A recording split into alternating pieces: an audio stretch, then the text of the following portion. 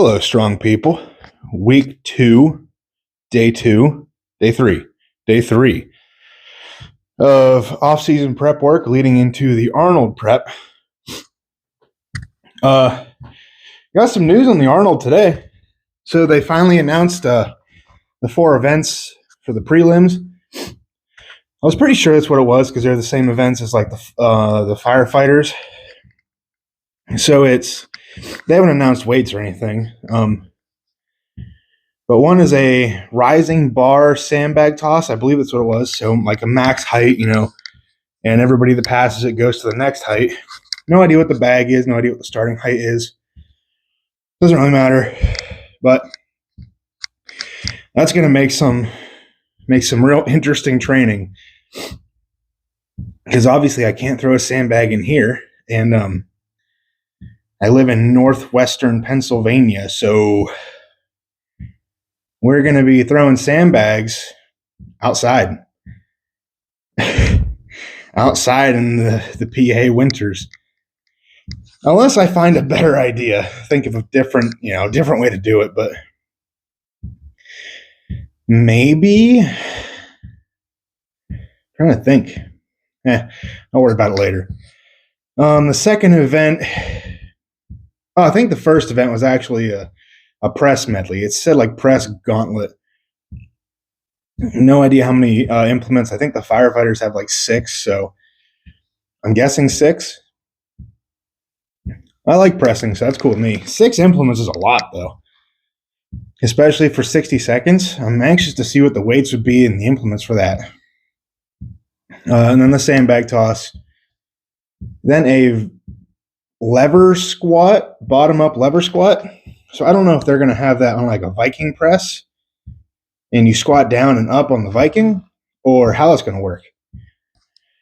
But if it's bottom up, obviously you'd start at the bottom, stand up, sit and squat down, and repeat. I think it's for reps, and I believe there's a trump weight, so a heavier weight and a lighter weight, just like the log from Nats. And then there's a sandbag. I think it's 2 sandbags, load, and then sled drag. I've trained that event before. It's not fun to train, but it is what it is. I'm going to need to get better on sandbag picks because I have short arms, and when you get to like the 300 and up bags, they're just so long that it's tough to pick them up that way. So I might switch gears and try to pick them up a different way. We'll see. They just released the events today, so I haven't put much thought into it. But anyway, well, my nose is really stuffed up today. But anyway, today we have, I believe it's a few sets of 11 on close grip bench with a little shoulder saver makeshift pad. That's to decrease the range of motion, focus more on the triceps. So I haven't done this variation of bench in a while, so I'm anxious to see what we get up to. It's sets of 11, though, so I don't really know what to expect. It's kind of in that range where I'm not really sure what weight I'll be at. But less range of motion equals more weight, usually. And but it's also heavy on the triceps, so we'll see. That's enough talking. Let's just do it.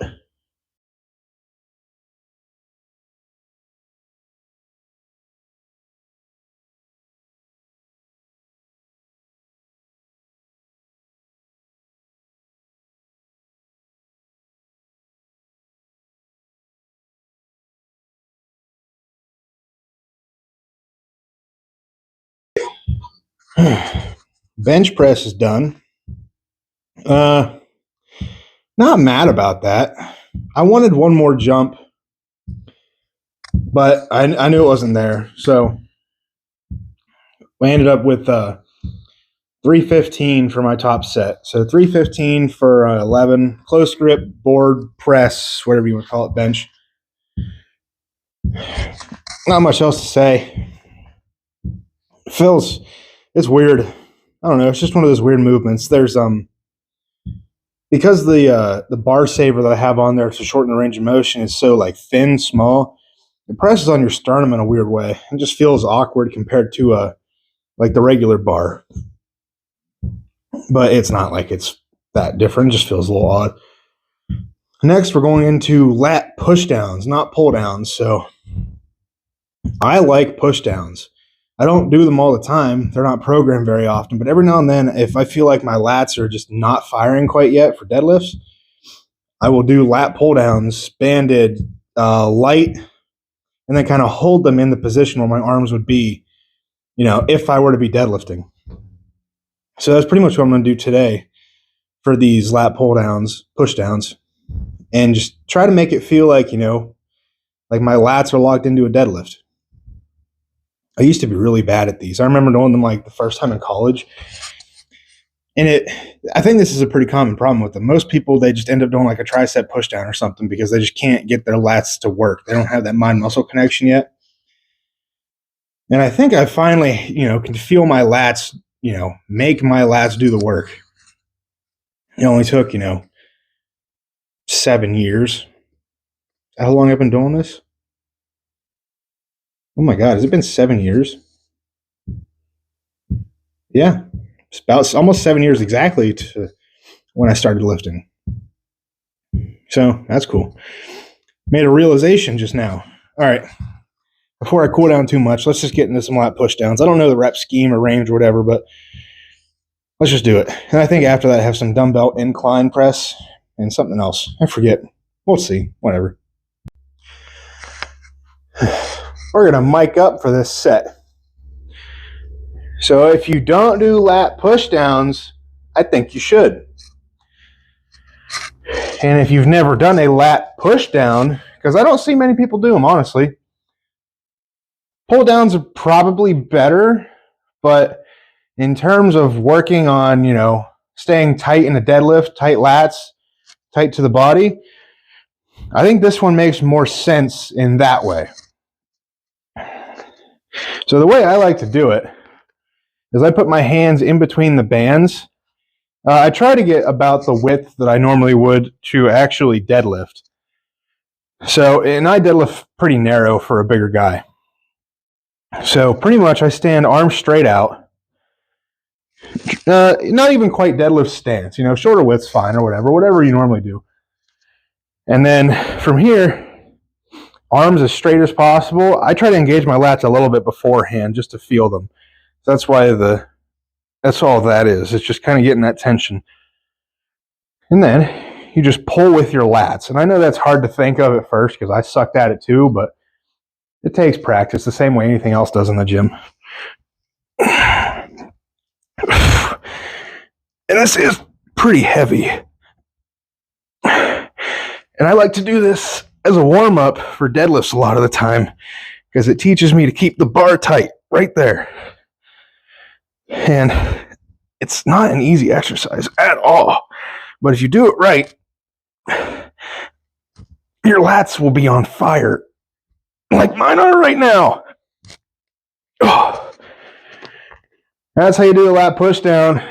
You're welcome.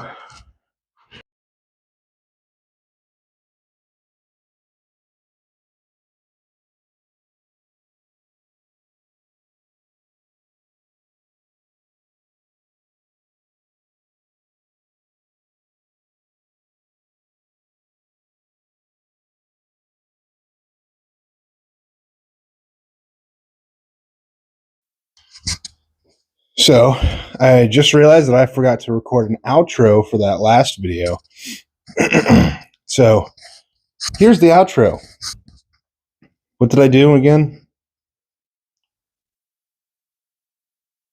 I don't remember what I did. I got too kind of into the workout there at the end and ran through my accessories pretty fast. But Thursday was a good training session. Nothing to really complain about. I didn't fail any reps that training session, which was something that I had improved on from the other couple training sessions where I had been failing reps. So that's a win for me because I hadn't been doing that as well as I should have been recently. But I'm going to keep it short and sweet because the video's already over and I don't remember exactly what I even did that day. So what you're now going to see is hopefully my next video. I hope you're sticking around to watch, day 4 of this week. So we'll see you then.